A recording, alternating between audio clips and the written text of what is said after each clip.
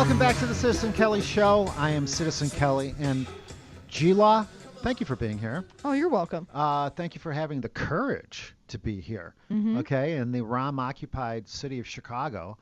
I tried to put together my own little Untouchables team, Mm-hmm. and it turns out that I scoured the entire city of Chicago for an honest man, and I found one female attorney. G-Law, thank you for being here. Oh, you're welcome. I will take you, one honest female attorney, over all of the filthy, filthy globalists put together. Thank you for being here. And I'm incredibly, also, I guess you could say, encouraged, because I know that there is another organization out there, okay? There's another organization out there that's also fighting for truth, okay? It's called the Media Research Center, and Dan Gaynor has been on the program before, and he always brings something absolutely incredible to the conversation. Dan, are you there? I am indeed. That's a heck of a build-up. I have to really deliver there. Yeah. Well, I know you will. I know you will, because I already read your latest piece. Liberal journalism swimming in cash and ready to fight tooth and nail for their agenda.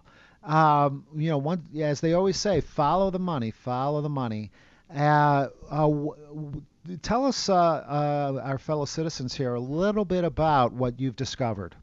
Well, think back to right after the presidential election, and the left went, into full freak-out mode.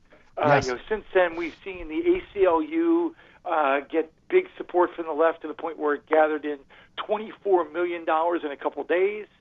And John Oliver, one of the seemingly endless supply of TV talking heads who are liberal, Yes. came out and urged his viewers to do three things: support NRDC, which is an eco-extremist group; Planned Parenthood, which likes to kill babies; and then a third group that a lot of people didn't know about, but we did: ProPublica.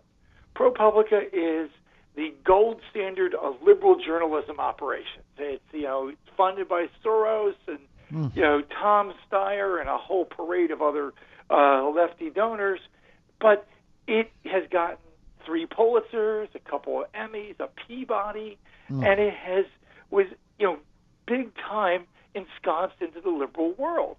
But here's the deal: they produced these left-wing stories. They were instrumental in the tax scandal with the IRS, where they were investigating conservative groups. They were the ones that conservative groups, nonprofits, had their tax status, their tax forms leaked to this organization. Yes. Yet they have partnerships with 139 traditional news organizations. So what happens is the news that you and I consume, and the people listening right now consume, is first generated by a group that was founded by liberal money. Herb Sandler gave $10 million a year. It's something that's unprecedented in the realm of journalism. And that had been added to the point where they brought in $17 million last year. And they take this money and then run with it to push liberal agenda. It appears in the major media, but without notation of where it came from. So they'll do a story, and then it'll appear in major media, and people won't note it. But here's the important part for you. Yes. They're so flush with cash that they are launching 2 local journalism operations, one in New York and one in Illinois. Now, shockingly, battleground Illinois, I wonder why they might launch and dump 10 to 12 new liberal journalists out there in Illinois to push a left-wing agenda. And then those stories will be repurposed by the major media. Well, Dan, tell me, give my fellow citizens their marching orders. That's why they listen to the show. What's the name of this organization? ProPublica. ProPublica. And where can we find them in Illinois? Well, they are just launching, so I don't think you can. The last I heard, they were. But they have a website. They have a big website but they were looking for an editor, and from the editor, then they'll hire staff. And this is, this is what the left does. The right has literally nothing to match it. There are a bunch of new media organizations that didn't exist when I started this job years ago, The Blaze, Right. Daily Caller, and stuff.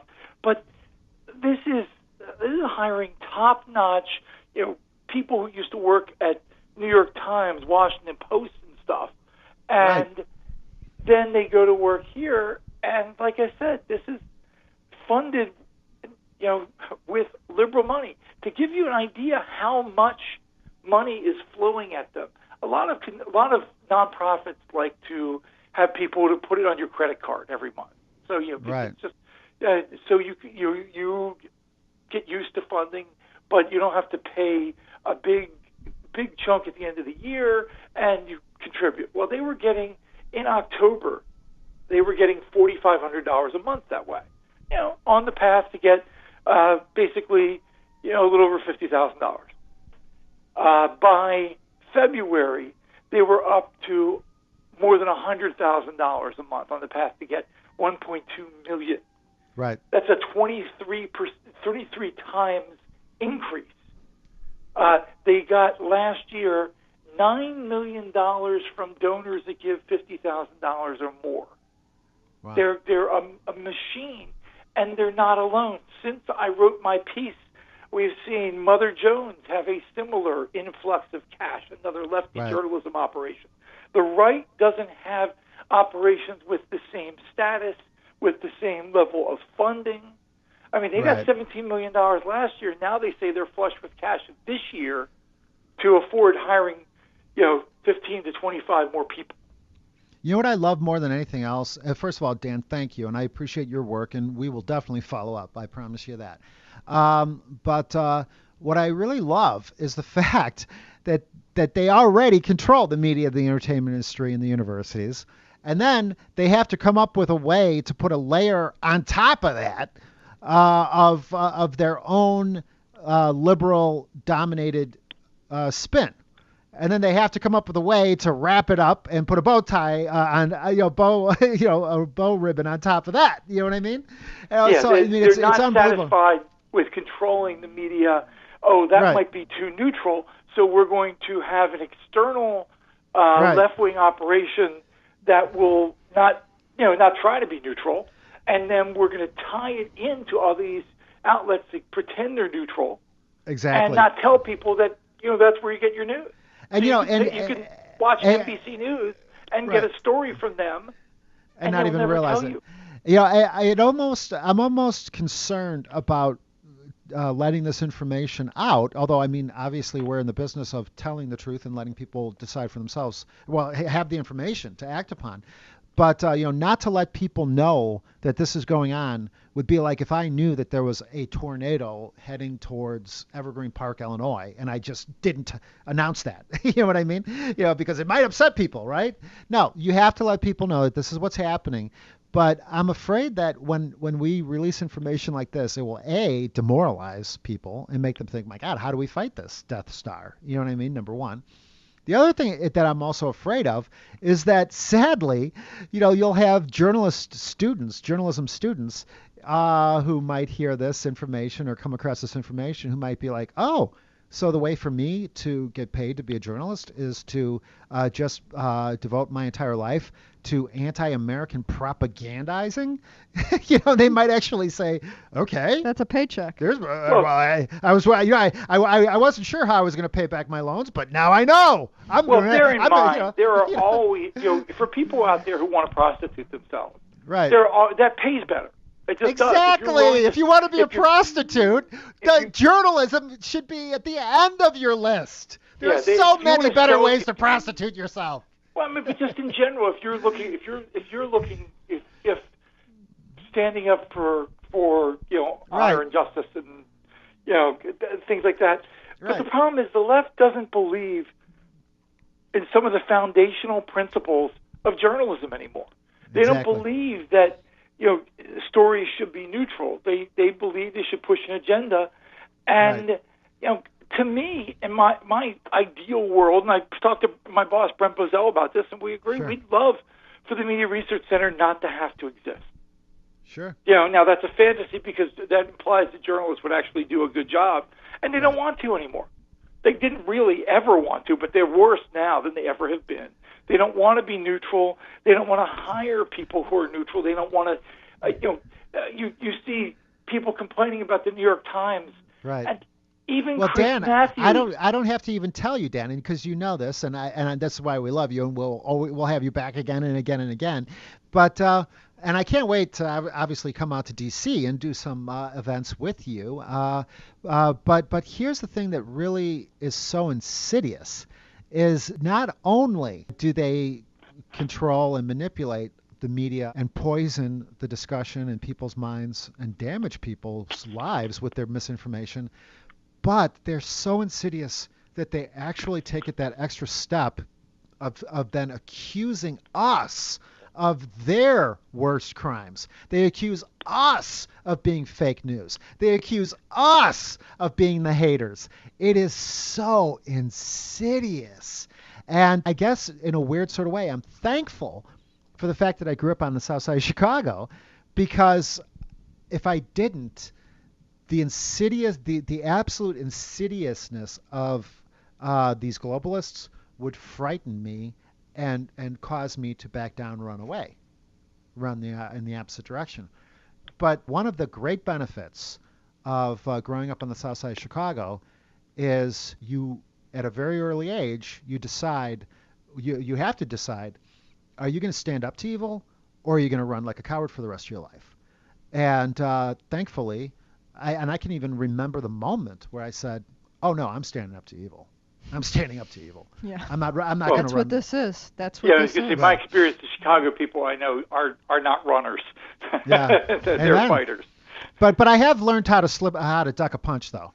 I mean, it took a long time. I'm not going to run, but I'm not going to let you just punch me, in the face. You know what I mean? So I will slip. I'll slip. I'll try to slip a punch or two. You know what I mean? Unless, of course. But here's the problem. Now all they do is they just run up behind you and hit you in the back of the head. You know what I mean? Yeah. And that's why what you want to do is, first of all, you always want to travel in pairs, right? And I don't know if this makes any sense or if it only makes sense to me, but it's like the zebras on the Serengeti. They actually stand facing each other so that they can see. They can, between the two of them, they can see in every direction. You see what I'm saying? Mm-hmm. But that's important as far as you mentioned the people sneaking up behind you. That's what's happening to you right now. Yes. I mean, that's exactly what's happening. You got incoming, and it's that means you guys are going to. The bar is raised, but you talk about what can you do. You got listeners out there. You got people with money in Chicago Sure. who probably don't like the idea that Illinois is about to just go turn further left simply because they're going to drop a dozen left-wing journalists in there who are going to impact the state conversation on every major issue. Mm-hmm. Dan, that's why. That's the other reason why we love you. Because you actually took my tangent about the getting punched in the back of the head on the south side of Chicago, and you actually brought it back to the conversation about these filthy globalists and their control of the mainstream media. Good for you, Dan. It's years of practice of going up. My staff can tell you every staff meeting has tangents. Well, God bless you, brother. And I can't wait to come out to the Media Research Center, possibly seeking asylum from the Iran World Order. I'll be the Julian Assange of the Media Research Center. Apo dump on Rahm Emanuel from your offices. Dan Gaynor, Media Research Center. God bless you, brother. We will have you back again and again, and we'll be back again tomorrow night with more on how you can stop these filthy globalists from destroying your country. Thank you.